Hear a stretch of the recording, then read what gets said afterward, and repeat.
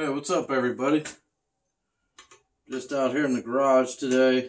I was cleaning some hardware and things like that for the 265 I'm getting rebuilt, and then I decided I'd start seeing what stuff I had and what stuff I still needed for the 4-speed setup.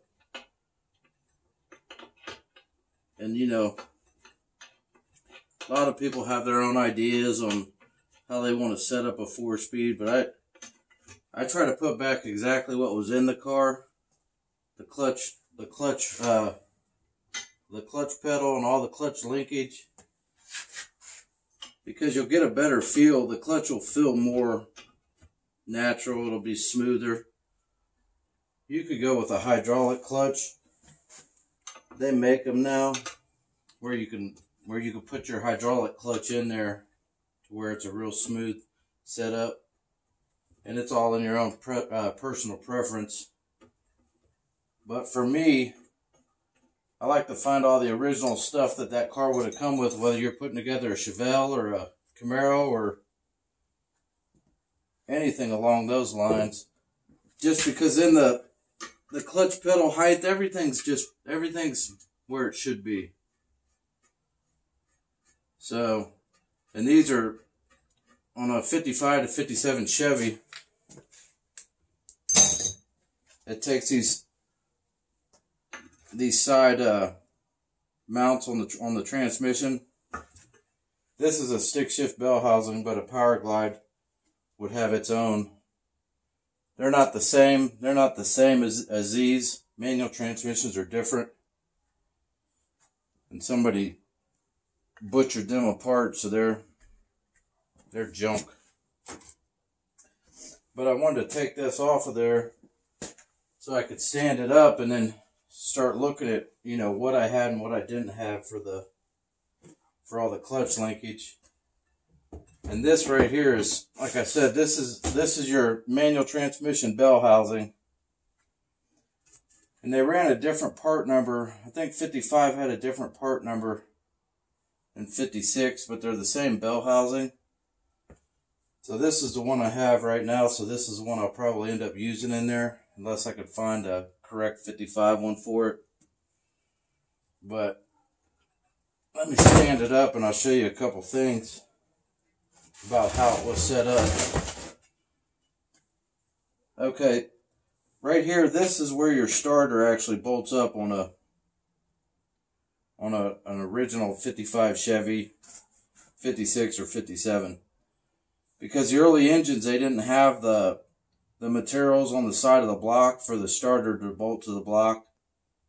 So whether you had a stick shift bell housing like this, or if you had a Power Glide, the Power Glide took an adapter that bolted to the back of the engine, and then the Power Glide would bolt to it.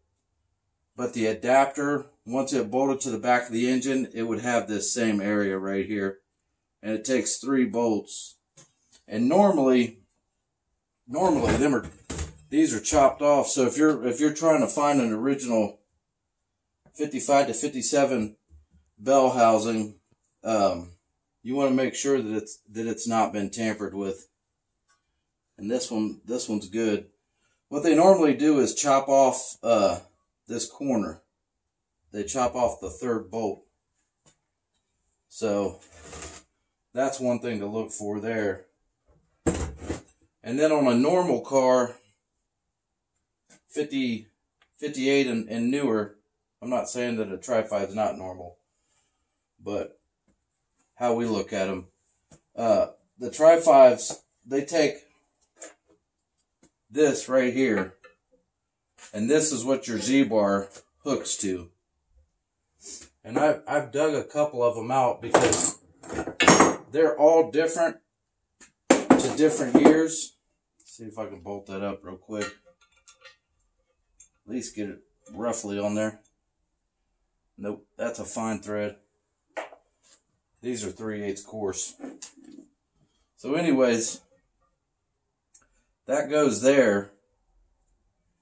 And then this would, and each year they changed. You got to really pay attention. Each year they changed the ball diameter, and you could get the bushings for it. So it takes a little bit of time to figure all this out. And this isn't even the right one. I think this is for a 56. It's 56 and 57. They put the oil filter on there, obviously. And see how this one is straight? You can see how that one is straight, and this one's got a curve to it. So in reality, that curve right there would curve around where your oil filter was. And since a 55 doesn't have it, there'd be no reason for a curve. And these balls look pretty close. If you look at the size.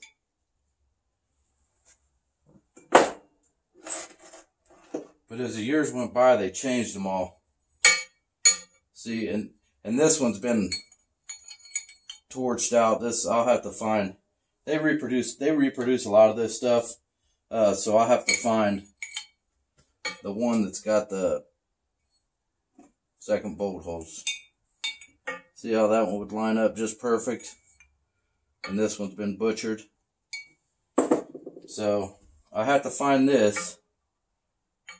But that goes on there like that. And then the main rod coming down from your clutch pedal attaches. So every time you push the clutch, it swivels. Everything swivels, basically. And that's how your clutch releases. But this is all stuff I got to do. I got to figure out exactly what I have. And even this thing, you see how it's got a nut and a bolt on it, a big nut and a bolt. This one's clean. That's how you would adjust your clutch. In 55, this is a 55 only piece, and here's a clutch fork. You can see how it's much bigger. 56 and 57 don't have that big of a hole. But you see that'll fit in there. That'll fit in there real nice. So, and it's got a little ball that this snaps on. But basically, every time you push your foot on the clutch, it disengages the clutch. So I have these two pieces, and if this one wasn't, you know, torched open like that, I could have used that. So it looks like I have the majority of my linkage for it. And here's the old boot that goes in there. I don't know if I'll be able to reuse that or not. I almost think these, when they was new, they was leather. This may be leather that's just really, really greasy. So, but anyways, you do want to get that boot. You want to get that boot snapped in there. And then it's got an opening. It's hard to see, but it's got an opening where your clutch fork would go through there. This piece right here, to where that would seal. That would go right there and seal off your bell housing. So far, all I got to do is come up with this. Now the clutch takes its own rod, and I have them. Them are the pieces that are always there. Your clutch pedal and your clutch rod, the rod that's attached to the actual clutch pedal, them are always there. But like this stuff, if you needed this and you wanted to make it 55, I try to keep them. Maybe somebody years down the line will take this car apart and they'll be able to see that it's got all 55 stuff. It'll make it a little bit easier on them. But if you needed this in a pinch, I don't even know where you'd find it. Because everything they want to sell is a 56 and newer. So that's why I got two of them. I got a spare in case I want to do another. Now, if you was doing a gasser or something like that, this wouldn't apply. But if you want to convert a 55, 56, or 57 to a manual transmission and get in there and the clutch pedal's the right height and the pedal feels right going up and down, you want to put all the original stuff back in it, because General Motors already did the research for you. So anyways, I'll save, this is a good one. I'll save this, but it's for a 56 or a 57. So I know for sure I got to get one of these. But these are pretty cheap. They reproduce them. It's a real simple, it's just flat stock and then a ball pressed in it. So I'll buy one of them. But the one thing I was saying is you got to make sure that everything is matched up. Your clutch fork with your clutch adjustment rod. They've all got to be the right ones. Let me pull you off of here and I'll show you a couple other things. I just been out here today cleaning stuff up.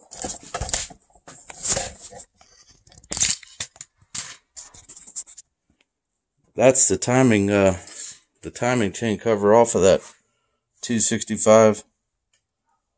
I sanded it down and primed it, and it actually turned out like brand new. And the only thing you'll really see is the top of it, but it turned out real nice. And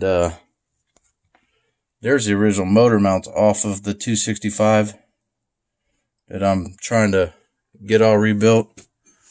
I know I'm kind of jumping around, but this right here is your clutch spring, your return spring bracket.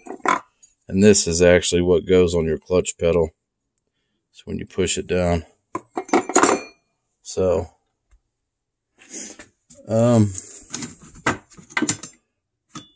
right here, if you can focus in, this is one of the clutch rods. This attaches up to your clutch pedal. And when you push in the clutch, it goes down. But this one right here, this is it's always around. That's not a hard piece to find. But I'm kind of rambling here. So anyways, there was the original motor mounts off of the 55, 265. But I got these right here that I had found that have been chromed. And that's one way to know if it's a V8 motor mount. Obviously, V8.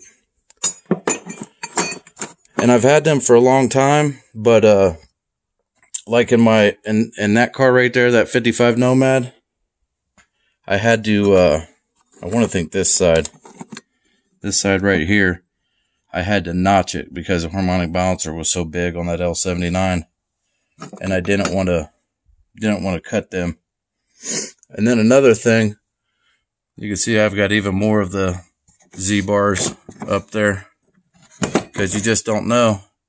I mean, you can see how big the holes change on them, and then even the levers. So, but another thing I wanted to show you on a 55 or a 56, this is an original distributor that I had.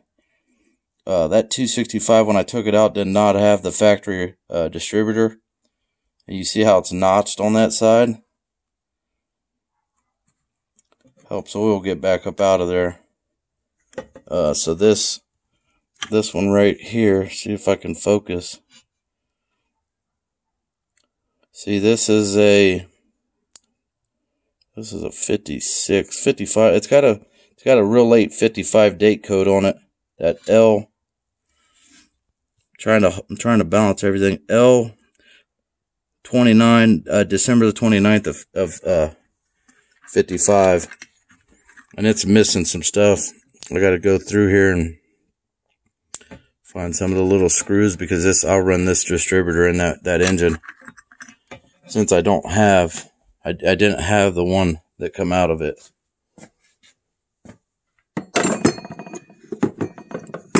I know a lot of people just say, you know, put a newer engine in there, but for once, normally I'd agree with them, but for once I'm going to try to put the original 1955 engine back in there. And then there's the harmonic balancer. I got that all painted up. I went through and cleaned all my hardware today. Just trying to get a game plan. I talked to my one friend, and he's got that 56 power pack motor that I'm supposed to be meeting up with him and getting the 306 heads back. It's an engine I used to have. It's a 56 power pack motor, and it needs rebuilt as well, but I'm just going to take the heads off it for now. So them are my original 55 heads that we probably won't even use. But it'll be nice to get the other heads and get them up to Bob and keep the ball rolling. You can see I spend a lot of time out here just random stuff. Like these are all kinds of different rods that go to your gas pedal and go to your carburetor. And here's another one. Back in the 50s, cars was pretty simple. They was kind of built to just run forever, at least my opinion. So yeah, I got a bunch of them and just random stuff. But when I go to put a car together, I got all the stuff that I need, within just a few minor pieces here or there.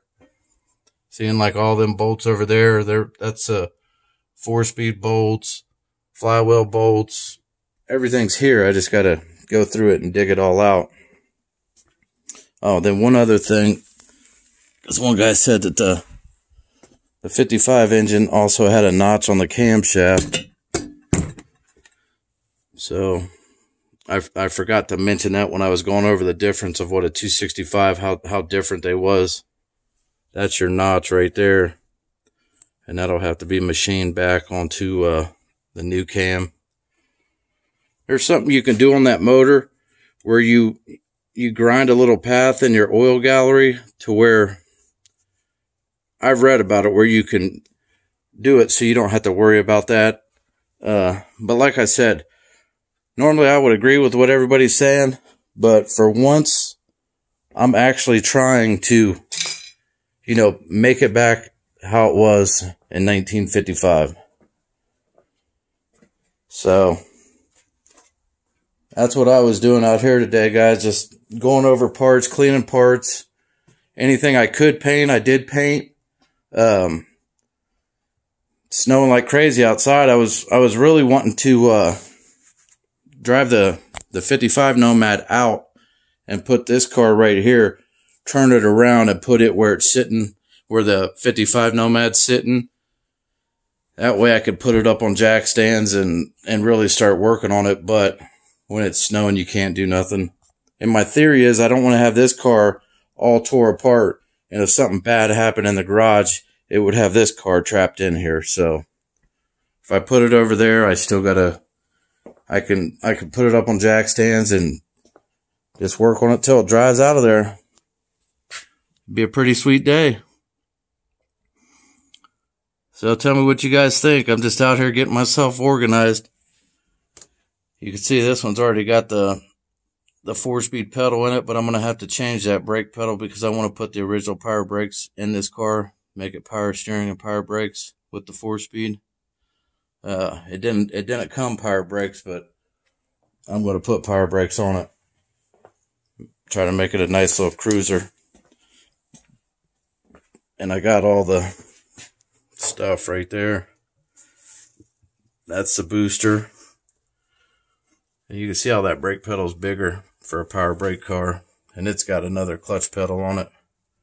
I generally don't sell any 4-speed stuff ever. I just keep it. I hoard it.